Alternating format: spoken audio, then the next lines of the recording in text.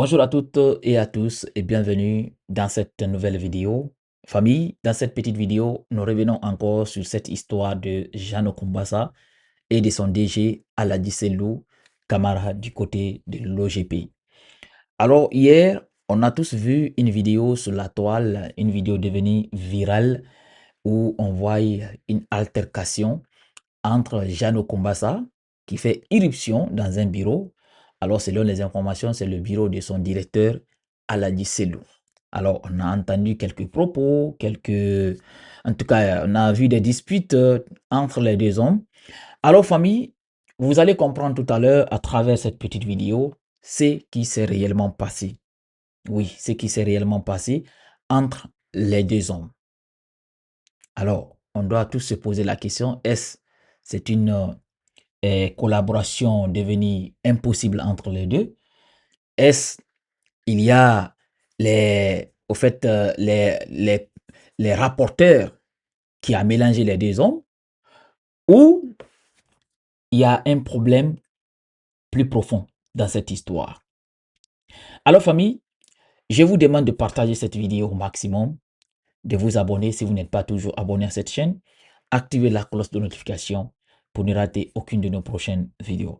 Alors, c'est une enquête de Guinée News, une enquête vraiment intéressante parce qu'à travers cette enquête, on aura le témoignage et au fait les propos de Jean Okumbasa, la personne concernée même, mais aussi quelques témoignages. On n'a pas le témoignage du directeur, mais on a le témoignage du syndicat parce que c'est les syndicats qui sont au milieu de cette affaire. Alors, ils vont dire ce qui s'est réellement passé et quelques d'autres témoignages aussi. Alors, famille, voici, en tout cas, selon plusieurs sources contactées par Guinée News, le directeur général Aladi Selou, en tout cas, tenait une réunion avec une délégation restreinte du syndicat dans son bureau, lorsqu'une intervention du directeur général adjoint est venue perturber les échanges. On a tous vu cette vidéo. Alors, d'après les mêmes témoignages, Jean-Marie Kumbasa aurait fait irruption dans la salle en pleine séance de travail, donnant lieu à une vive altercation verbale entre les deux responsables. Alors, quelques révélations troublantes durant les dernières 72 heures à l'OGP.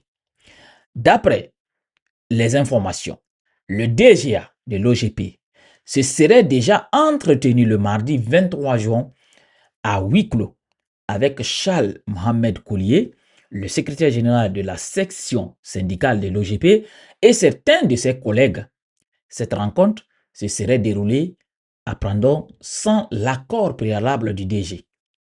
Pire, parce que la personne aussi veut vraiment aggraver la situation, celui-ci, en parlant, n'aurait eu droit à aucun compte rendu sur ces discussions entre son DGA et certains membres de la section syndicale. En parlant de Aladi Selou, la réunion a été tenue par Jean Okumbasa qui n'a pas fait le compte rendu à son DG.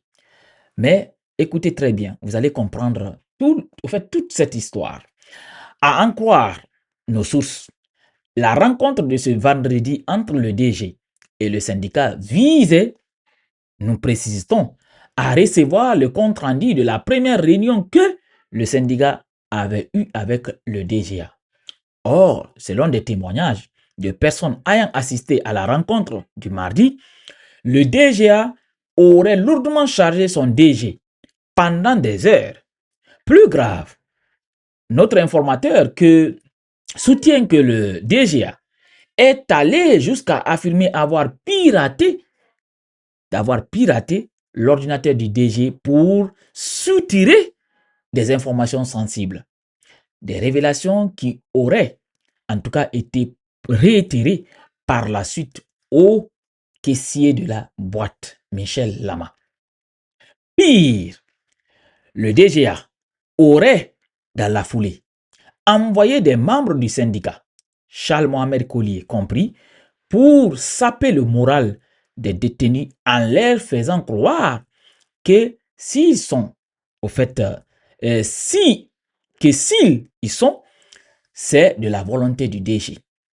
Une attitude que notre interlocuteur, en parlant de Mohamed Collier, a fustigé de passage, en rappelant que les avocats des travailleurs détenus actuellement auraient eu accès au PV d'audition du DGA Jean Kumbasa à l'ORDEF, où il aurait chargé copieusement Namori Keïta, Ibrahim Khalil et le DG d'être responsable de sous-facturation supposée à MTN.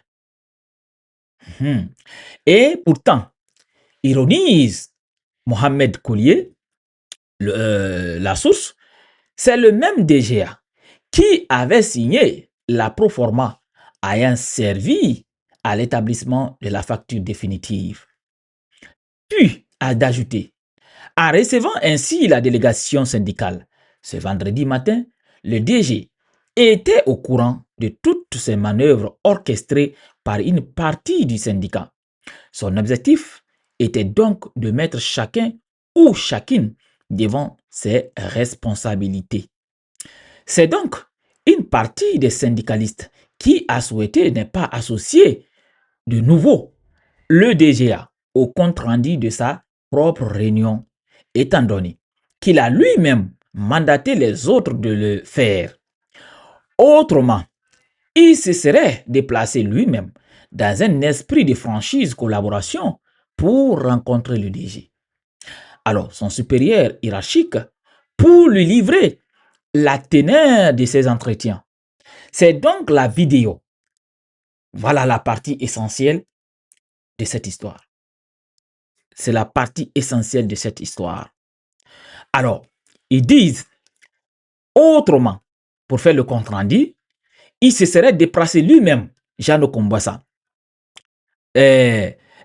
pour rencontrer, en fait, lui-même dans un esprit de franchise, de franche collaboration.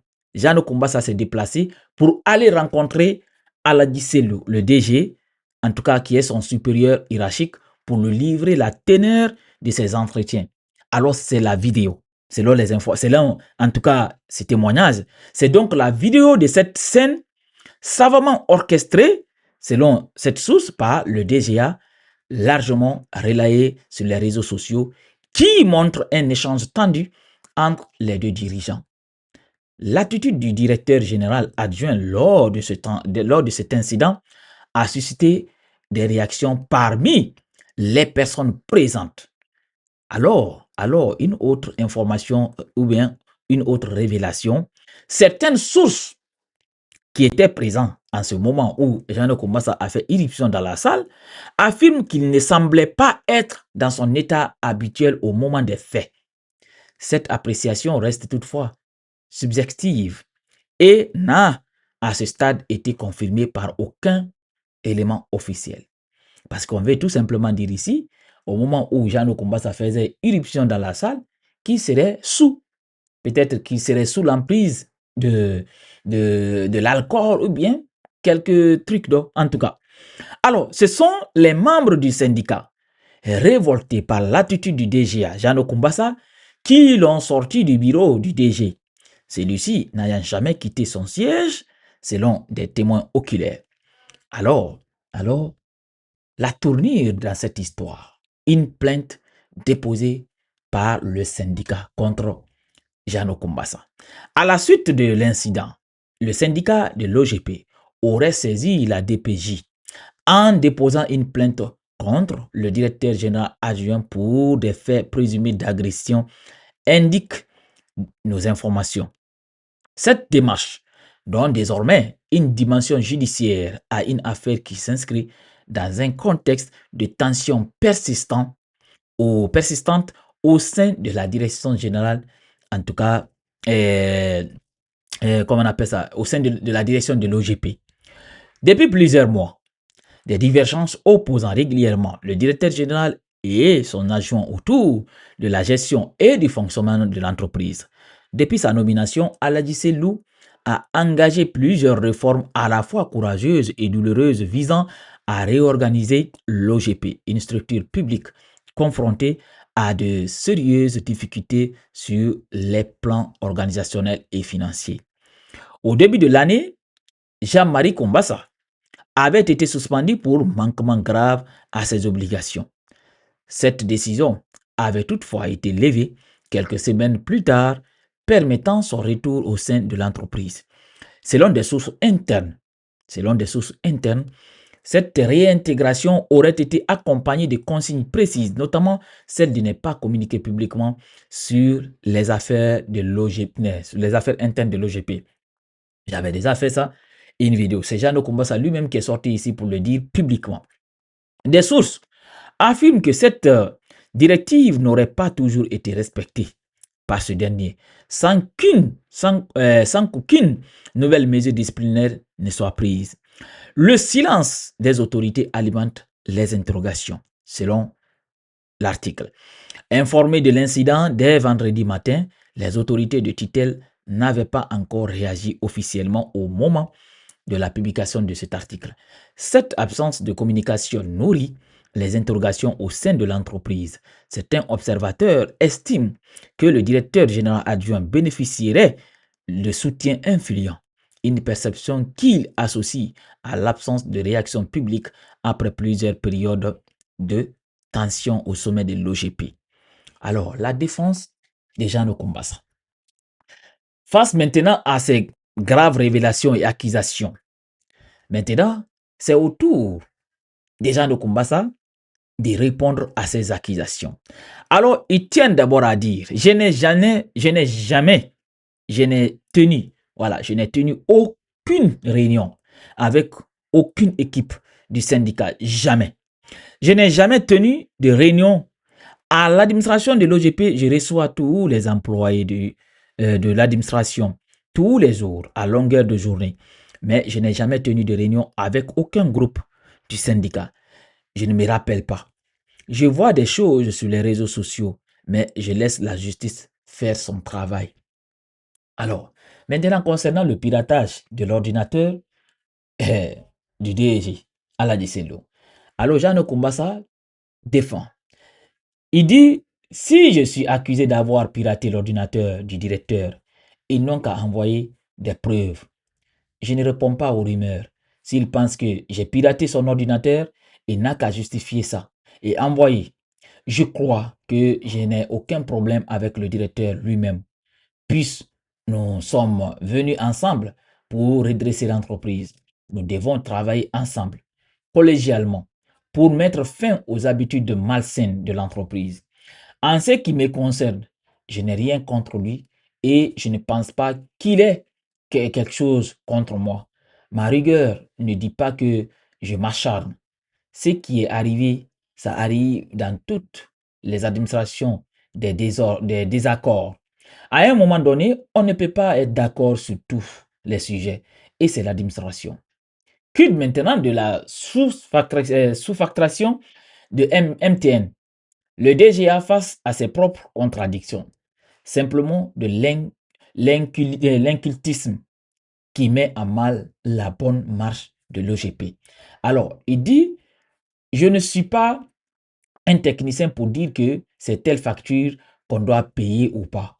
Ce que je sais, la facture normale du MTN s'évalue à 2 milliards 700 7 millions. J'ai eu à signer une facture pro forma à valeur de 900 millions. On était à notre 3e mois d'exercice. Je ne pouvais pas comprendre le mécanisme de l'EGP, mais j'ai laissé entendre aux techniciens que le jour où je saurais qu'il y a eu surfacturation ou sous-facturation, ils vont répondre devant la loi et ils vont nous donner les raisons de cette surfacturation ou de cette sous-facturation. De toutes les manières, ce n'est pas nous qui décidons des facturations. C'est une somme qui est déjà dans notre budget. Maintenant, le rôle trouble du responsable syndical entre, il faut le dire, entre le DG et le DGA. Alors, Mohamed Charles Collier, secrétaire général de la section syndicale de l'OGP, pour sa part, déclare: non, je n'ai pas tenu de réunion avant celle de vendredi dernier. Le seul, oui, le seul commentaire, dès qu'il y a eu des amis incarcérés depuis le lundi, le collectif syndical s'est retrouvé pour aller rencontrer le patron pour lui demander les démarches à suivre pour la libération des amis. Mardi, moi, personnellement, je suis allé voir monsieur le DGA pour lui faire la même demande pour nous aider à libérer nos amis. Pour tout problème, il faut d'abord une démarche interne avant celle externe. C'est ce qui fut fait. Depuis lundi, les visites ont continué auprès des amis incarcérés. Chacun de nous a joué sa carte pour faciliter la libération des amis. C'est ainsi que le vendredi, nous avons été invités par monsieur le DG afin de trouver une issue favorable pour les amis. C'est ainsi que le DGA a forcé sa rentrée malgré toutes les supplications. Qu'a-t-il raconté aux détenus au sujet du DG? Désolé, ce sont des allégations. Voilà, il n'a rien dit. Vous voyez, certaines personnes ont porté des accusations contre Jean Kumbasa, même si tu l'aimes pas, mais au moins, il faut dire la vérité. Parce que certains ont dit que Jean Kumbasa, si vous avez bien compris dans l'article, on dit que Jean Kumbasa avait raconté des choses aux détenus pour dire que, voilà, si vous êtes ici en prison aujourd'hui, c'est la faute du DG. Même si on a entendu dans la vidéo, il faut aussi noter ça, on a entendu Jean Kumbasa dire que le DG a mis ces trucs en prison. Au fait, ses collaborateurs en prison. Tout et tout. C'est lui qui serait à la base des trucs comme ça. Alors, M. Collier, quand même, a démenti cette information. Il dit que ce sont des allégations. Cette nouvelle nous est parvenue même au sein de la cellule lorsque nous avons rendu visite avec quelques amis du staff syndical et quelques collègues de service. Les détenus, parce qu'ils étaient au nombre de 4, nous ont dit que la DAF avait été libérée sous caution. Eux, ils ont été maintenus pour défaut de paiement de caution. Cette nouvelle avait un peu bouleversé le patron en parlant de Aladissé, le DG, qui avait convié les amis pour des éclaircissements. Alors, Jado Kumbasa, le DGA est-il un récidiviste? Là, vous le savez tous, c'est pas la première fois. La fois dernière, c'était en 2025, précisément le 3 novembre 2025. Alors, Jano a été suspendu par, comment on appelle ça, par l'autre qui était là-bas, le ministre Fana Souma, qui était là-bas à l'époque. Il l'avait suspendu. Alors, je pense, cette fois-ci encore, il a fait la même chose. Il s'est récidivisé. Comment ça? Il est devenu récidiviste ou quoi là. Mais ce qui est sûr, cette fois-là, je pense tous les deux vont tomber. Ça, moi, je vous dis ça, tous les deux vont tomber. Même si certains en train d'accuser les autorités qui n'ont pas réagi, mais je le sais, quand ils vont réagir, ça va sentir mal. C'est ça. Alors, famille, voici un peu cette histoire. Vous avez compris ce qui s'est passé entre les deux hommes.